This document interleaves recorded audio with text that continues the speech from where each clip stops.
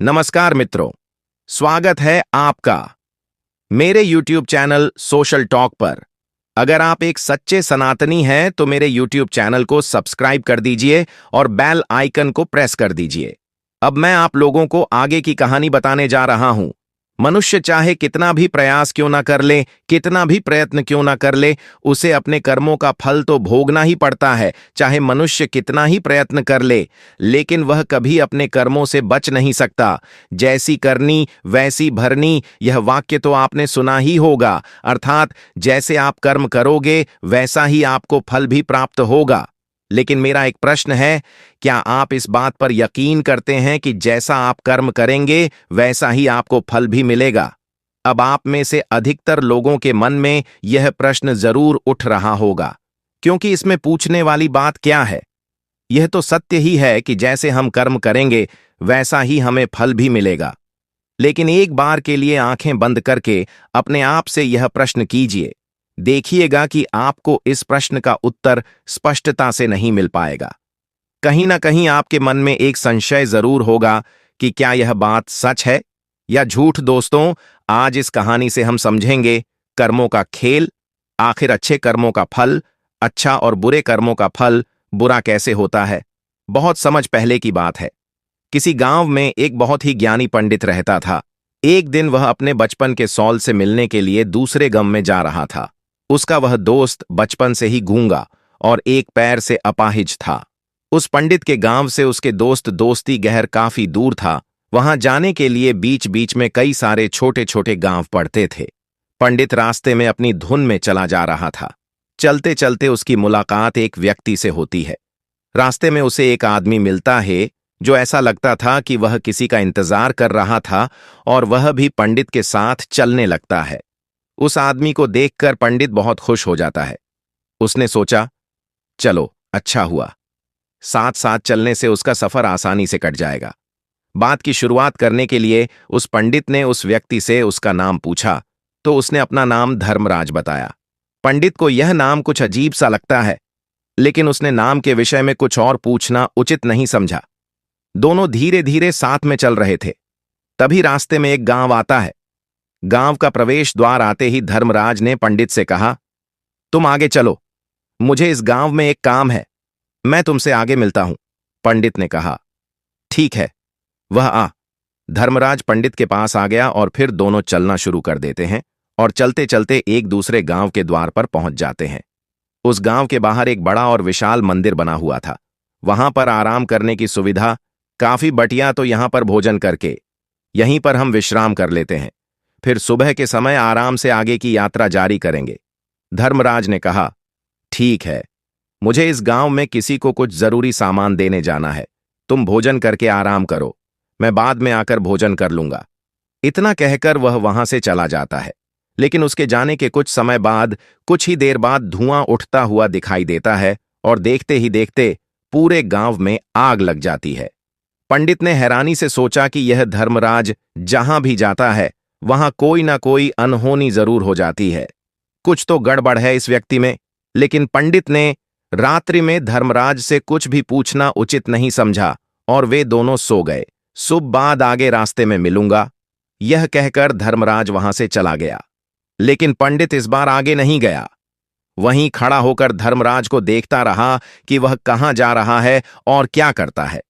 तभी थोड़ी देर बाद लोगों की आवाज सुनाई देने लगा और उसने धर्मराज से पूछ ही लिया कि तुम जिस भी गांव में जाते हो वहां कोई ना कोई अनहोनी जरूर हो जाती है।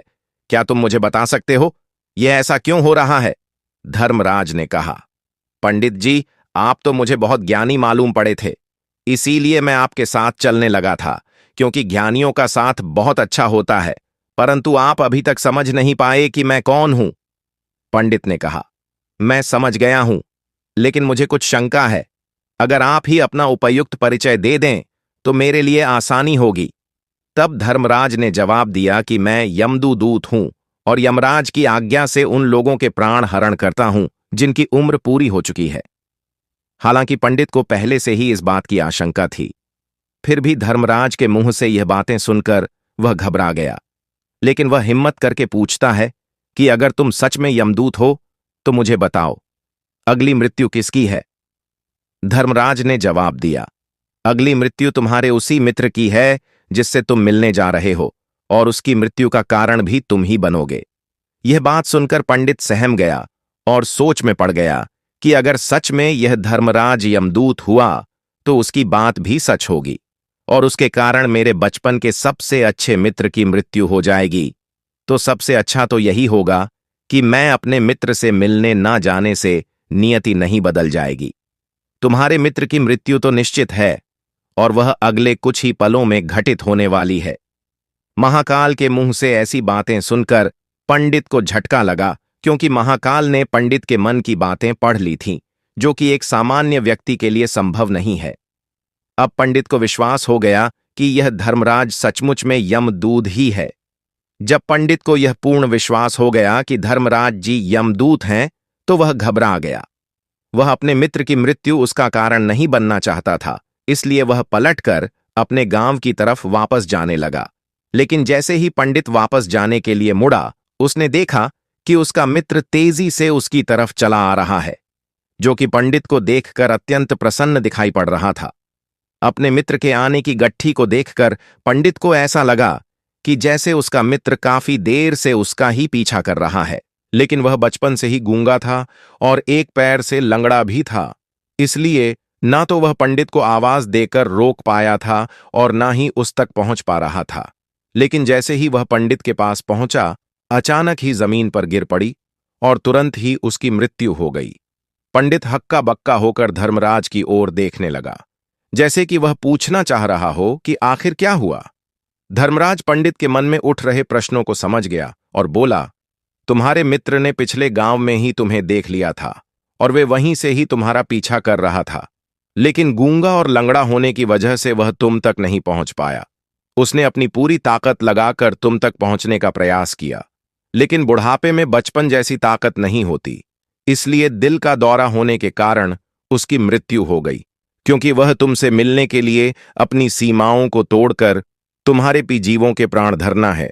लेकिन पंडित एक ज्ञानी व्यक्ति था, वह यह भी जानता था कि मृत्यु पर किसी का वश नहीं है, सबको एक ना एक दिन मरना ही है। यही सोचकर उसने अपने आप को संभाल लिया। लेकिन अचानक ही पंडित के मन में अपनी मृत्यु के बारे में जानने की इच्छा हुई, इसलिए उसने धर्मराज से पूछा कि जब मृत्यु मेरे दोस्त की होनी थी तो तुम शुरू से ही मर रहे थे। यह प्रश्न सुनकर धर्मराज जोर से हंसा और बोला, मैं तो हर पल हर क्षण सभी के साथ चलता हूं, किंतु लोग पहचान नहीं पाते, क्योंकि लोगों के पास अपनी समस्याओं के अलावा किसी और व्यक्ति, वस्तु या घटना के बारे में सोचने समझने या उसे देखने का समय ही नहीं होता। पंडित ने कहा, तो क्या तुम यह बता सकते हो कि मेरी मृत्यु कब, कहां और कैसे होगी? महाकाल ने कहा, हालांकि किसी भी सामान्य जीव के लिए अपनी मृत्यु के बारे में जानना ठीक नहीं है, क्योंकि कोई भी जीव हो या जानकर, वह अपनी मृत्यु के बारे में जानकर बहुत दुखी हो जाता है। हालांकि तुम जानी व्यक्ति मालूम पड़ते हो और तुमने जिस तरीके से अपने मित्र की मृत्यु को सहन कर लिया है, उसे देखकर लगता है कि तुम अपनी मृत्यु के बारे में जानकर भी दुखी नहीं होगे। महाकाल ने कहा तो सुप्रत कहकर धर्मराज वहां से चला गया, क्योंकि अब धर्मराज के पास पंडित के साथ चलते रहने का कोई कारण न था। इसके बाद पंडित ने अपने मित्र के शरीर का अंतिम संस्कार किया और यथा व्यक्ति उसके क्रियाकर्म करके अपने गांव वापस आ गया। लेकिन कोई व्यक्ति कितना भी ज्ञानी क्यों ना हो, अपनी मृत्यु के बारे में जानकर दुखी तो होता ही है और मृत्यु से बचने का कोई ना कोई उपाय भी खोजता है। तो पंडित ने भी वही किया, क्योंकि पंडित विद्वान था, इसलिए उसकी पहचान उस राज्य के राजा तक थी। पंडित ने सोचा कि राजा के पास तो कई सारे ज्ञानी मंत्री हैं, वह मेरी मृत्यु से संबंधित समस्या का कोई ना कोई समाधान निकाल ही लेंगे। पंडित यही सब सोचता हुआ राज दरबार में पहुंच जाता है और राजा से सारी घटना के बारे में बताता है। राजा ने अपने मंत्रियों को सारी समस्या बताई और से सलाह मांगी। अंत में सभी ने विचार विमर्श करके कहा, अगर पंडित की बात सही है तो उसकी मृत्यु भी 6 महीने बाद ही होगी, लेकिन मृत्यु तो तब होगी जब वह किसी दूसरे राज्य में जाएगा। यदि वह किसी दूसरे राज्य में जाए ही ना, तो मृत्यु ही नहीं होगी। मंत्रियों की यह सलाह राजा को भी सही लगी। इसके बाद पंडित की रहने की सारी व्यवस्था हुआ। महल में ही कर दी गई और राजा के आदेश के बिना उस पंडित से किसी को भी नहीं मिलने दिया जाता था। लेकिन पंडित कहीं भी आ जा सकता था, लेकिन उसने नाम के विषय में कुछ और पूछना उचित नहीं समझा। दोनों धीरे धीरे साथ में चल रहे थे। तभी रास्ते में एक गांव आता है। गांव का प्रवेश द्वार आते ही धर्मराज ने पंडित से कहा, तुम आगे चलो, मुझे इस गांव में एक काम है, मैं तुमसे आगे मिलता हूं।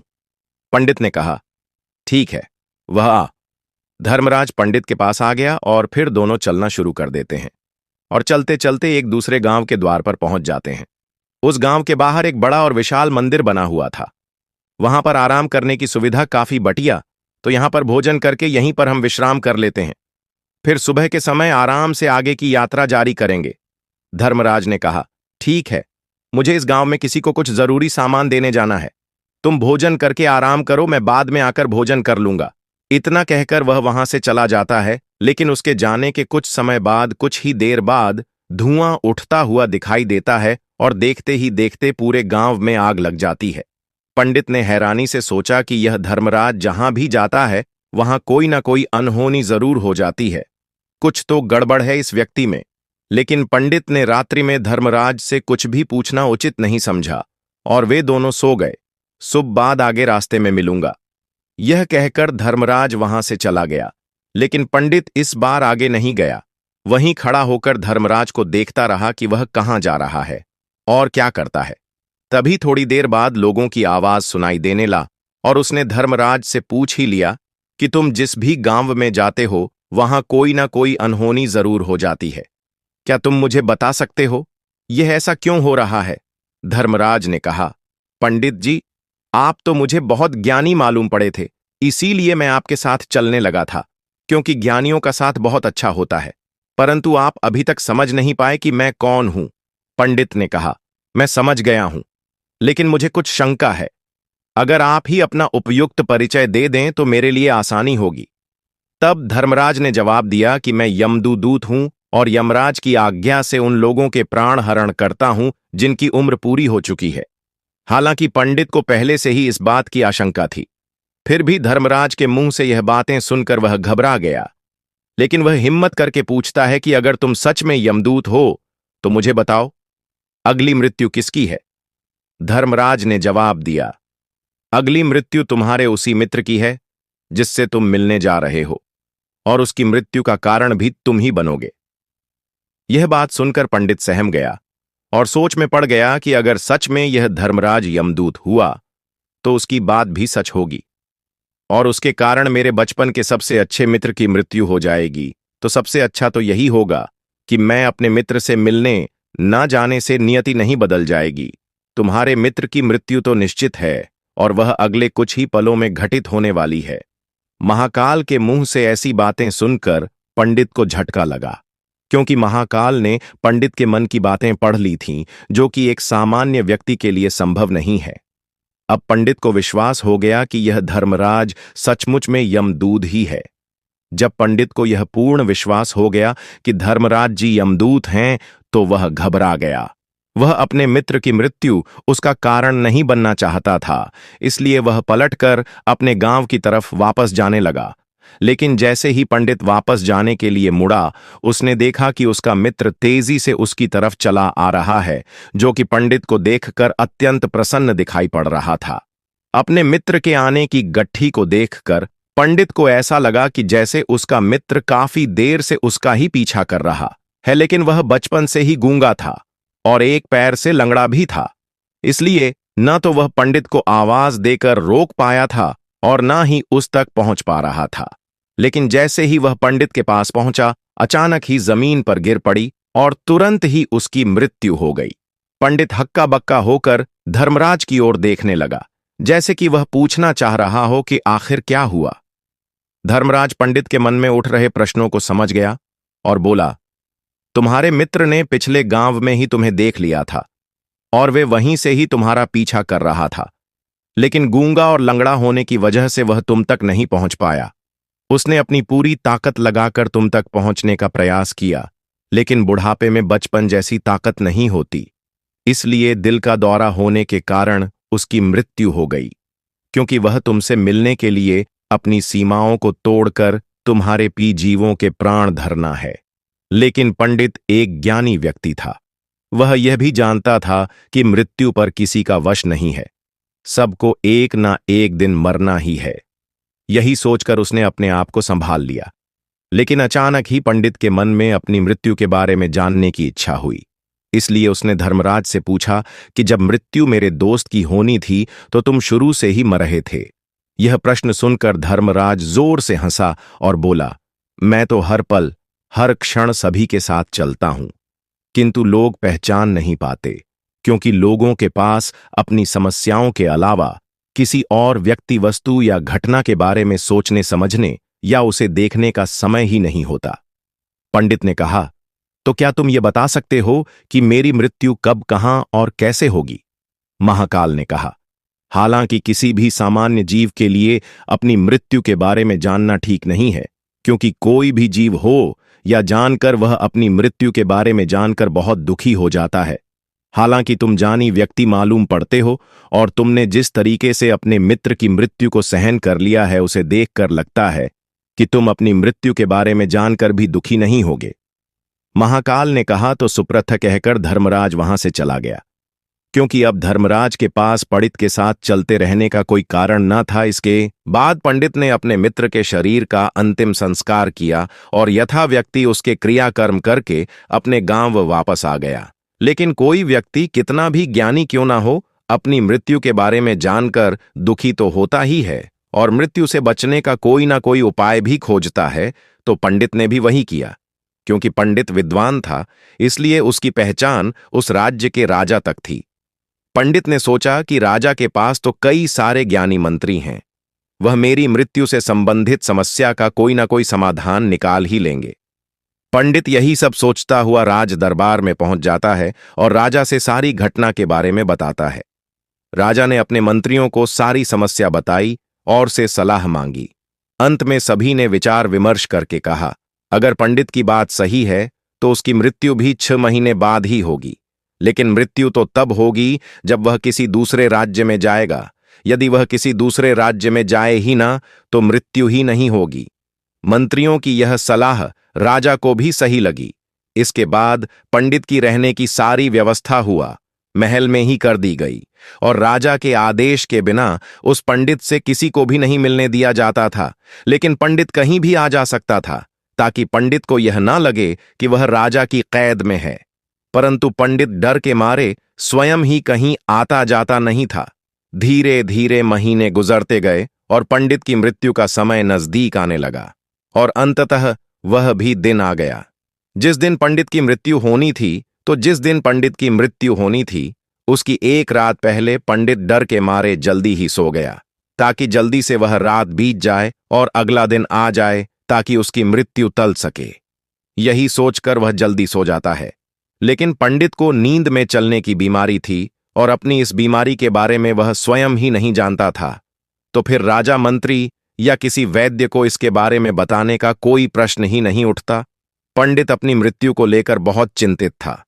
वह पिछले कई दिनों से ठीक है, सो भी नहीं पा रहा था और नींद में चलने की बीमारी भी तभी होती है जब व्यक्ति ठीक से सो नहीं पा रहा हो। तो उस रात भी पंडित को नींद में चलने का दौरा पड़ा। वह उठा और महल से निकलकर अस्तबल में गया।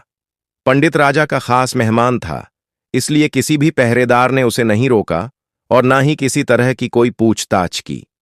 अस्तबल में पहुंचकर वह सबसे तेज चलने वाले घोड़े की पीठ पर सवार होकर नींद में ही अपने राज्य की सीमा से बाहर दूसरे पड़ोसी राज्य में चला गया। इतना ही नहीं, वह दूसरे राज्य के राजा के महल में पहुंच गया। उस महल के पहरेदार ने भी उसे नहीं रोका और ना ही कोई पूछताछ की। सभी लोग रात्रि का अंतिम प्रहार होने के कारण गहरी नींद में थे। वह पंडित सीधे राजा के सैन्य कक्ष में पहुंचा, जहां राजा और रानी सो रहे थे। वह पंडित वहीं जाकर सो गया। सुबह हुई तो राजा ने पंडित को रानी के बगल में सोया हुआ देखा तो राजा बहुत क्रोधित हो गया। राजा ने पंडित को कैद करने का आदेश दे दिया। पंडित गिरफ्तार हो गया, लेकिन पंडित तो भौचक्का था। उसे तो कुछ समझ नहीं आ रहा था कि आखिर वह दूसरे राज्य में और राजा के सैन्य कक्ष में कैसे पहुंचा। लेकिन वहां उसकी यह सब सुनने वाला कोई नहीं था। अगली सुबह राजा ने पंडित को दरबार में पेश करने का आदेश दिया। कुछ देर बाद उस पंडित को दरबार में लाया गया। पंडित को देखते ही राजा इतना बबूला हो गया कि उसे फांसी पर छुड़ा देने का हुक्म सुना दिया। फांसी की सजा सुनकर पंडित कांप गया, लेकिन फिर भी थोड़ी सी हिम्मत जुटाकर राजा से बोला, महाराज, मैं नहीं जानता कि मैं राजमहल तक कैसे पहुंचा। मैं यह भी नहीं जानता हूं कि आपके सैन्य कक्ष तक मैं कैसे आया और आपके महल के किसी पहरेदार या सैनिक ने मुझे रोका क्यों नहीं। लेकिन मैं इतना जरूर जानता हूं कि आज मेरी मृत्यु होनी थी और वह होनी भी जा रही है। राजा को यह बात थोड़ी अजीब लगी।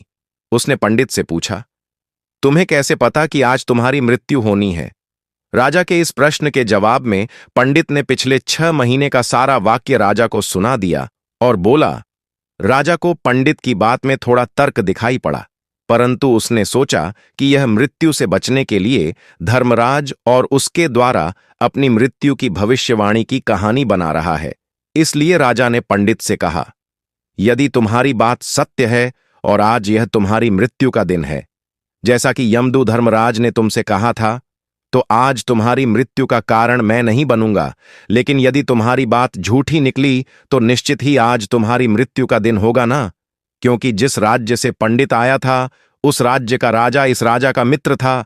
इसलिए इस राजा ने तुरंत अपने 2 सैनिकों को पड़ोसी राजा के पास भेजकर पंडित की बात की, सत्यता का प्रमाण मांगा, भेजा। भेजे गए सैनिक शाम तक लौटे और उन्होंने राजा को बताया कि महाराज, पंडित जो कुछ भी कह रहा है वह सब सत्य है। पड़ोसी राज्य के राजा ने पिछले 6 महीने से पंडित के रहने की सारी व्यवस्था अपने ही महल में कर रखी थी। पंडित राजा का खास मेहमान था। कल शाम राजा आखिरी बार पंडित से उसके कक्ष में मिले थे और उसके बाद यह इस राज्य में कैसे पहुंच गया, इसकी जानकारी किसी को भी नहीं है। इसलिए उस राज्य के राजा के अनुसार पंडित को फांसी की सजा देना ठीक नहीं। लेकिन राजा के सामने एक नई समस्या थी, क्योंकि उसने बिना पूरी बात जाने ही पंडित को फांसी की सजा सुना दी थी। इसलिए अगर पंडित को फांसी नहीं दी जाती तो राजा के वचन का अपमान हो जाएगा, लेकिन अगर राजा की बात का मान रखा जाए तो बेवजह है ही एक निर्दोष व्यक्ति की मौत हो जाएगी। राजा ने अपने सभी मंत्रियों से इस बारे में सुझाव मांगा, तो मंत्रियों ने राजा को सुझाव दिया कि महाराज, पंडित को एक कच्चे सूत के धागे से फांसी लगवा दी जाए। इससे आपके कथन का भी मान रह जाएगा और कच्चे सूत के धागे से पंडित को फांसी भी नहीं लगेगी और उसके प्राण भी बच जाएंगे। राजा को मंत्रियों का यह सुझाव पसंद आया और उसने ऐसा ही करने का आदेश दे दिया। पंडित के लिए कच्चे सूत के धागे से फांसी का फंदा बनाया गया और नियम के अनुसार पंडित को फांसी पर चढ़ाया जाने लगा। सभी लोग बहुत खुश थे कि ना तो पंडित मरेगा और ना ही राजा का वचन खाली जाएगा। पंडित को भी पूर्ण विश्वास था, यह सूत के धागे से तो उसकी मृत्यु हो ही नहीं सकती। पंडित उस पर चढ़ने के लिए तैयार हो गया, जैसा कि धर्मराज ने भविष्यवाणी की थी कि तुम खुद ही अपनी फांसी को स्वीकार करोगे। लेकिन जैसे ही पंडित को फांसी दी गई, धागा तो ठूक गया, लेकिन ठूंठ से पहले उसने अपना काम कर दिया था। पंडित के गले की एक नस सूद के धागे के झटके से कट चुकी थी और पंडित जमीन पर पड़ा तड़प रहा था। उस पल उसके गले से खून की फुहार निकल रही थी और देखते ही देखते पंडित का शरीर पूरी तरह से शांत हो गया। सभी लोग आश्चर्यचकित थे और पंडित को मरता हुआ देख रहे थे। किसी को विश्वास नहीं हो रहा था कि कच्चे सूत के धागे से भी किसी इंसान की मृत्यु हो सकती है। लेकिन घटना तो घट चुकी थी। नियति ने अपना काम कर दिया था और धर्मराज की भविष्यवाणी सच हो चुकी थी। दोस्तों, श्रीमद् भागवत गीता में भगवान श्री कृष्ण ने कहा है, जो होना होता है वह होकर ही रहता है। हम चाहे कितनी ही सावधानी बरते, कितना ही उपाय कर लें, लेकिन घटना और घटना की पूरी प्रणाली पहले से ही तय होती है, जिसे हम थोड़ा सा भी इधर उधर नहीं कर सकते हैं। दोस्तों, शायद इसीलिए ईश्वर ने हमें भविष्य जानने की क्षमता नहीं दी है, ताकि हम अपने जीवन को ज्यादा बेहतर तरीके से जी सके। और यही बात उस पंडित पर भी लागू होती है।